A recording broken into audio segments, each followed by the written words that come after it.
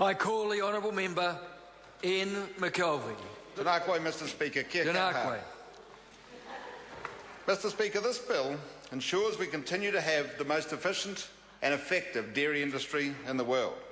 It will ensure our dairy industry is able to meet the significant challenges ahead, both at home and abroad.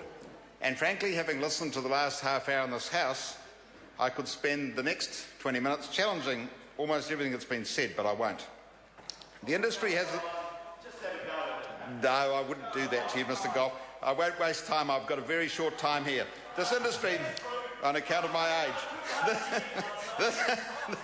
well, I am older. This industry has, as a result of this legislation, the confidence and ability to significantly assist the creation of new jobs for New Zealanders, to assist in the development and not only the development, but to assist in the creation of a new way in relation to our environment and farming in New Zealand. And it needs to have the strength and the confidence that this structure will give it to achieve that. Mr Speaker, many dairy farmers were uneasy about the ability of this Parliament to interfere in their business. They were a little nervous at what Parliament might do to their industry.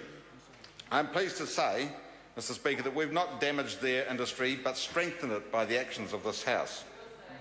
The Trading Amongst Farmers scheme will be, and its market price, in my view, will be set by the response to the market. It will eventually manage the milk price as well. And so what I mean by that is that as this system eases into place, the share price will eventually measure and monitor or set, effectively, the milk price.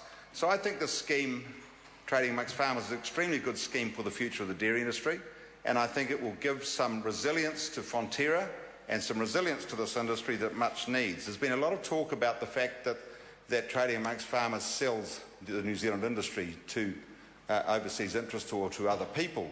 I can assure members of the opposition the only people that will sell this industry are the New Zealand farmers. No one else has the ability to sell it. So if it's ever sold, it will be the New Zealand farmers that will do that. Mr Browning, the member for who knows where, accuses us of selling out the industry, as I said.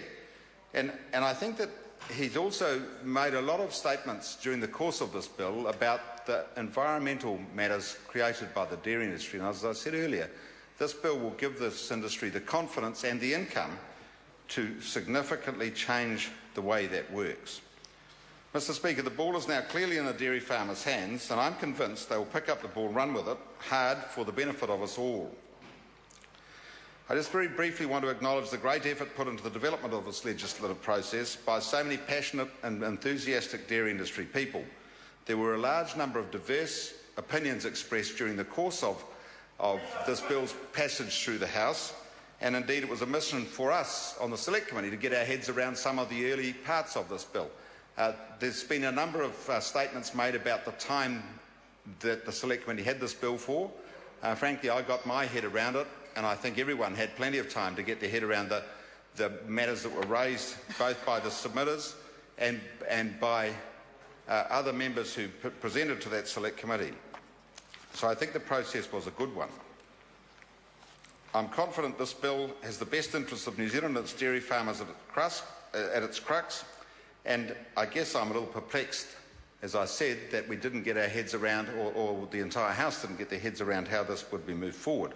However, Mr Speaker, I'm confident that we've made the very best decision for both New Zealand and for the dairy industry, and I'm pleased to recommend that this bill progress through the House. Thank you, Mr Speaker.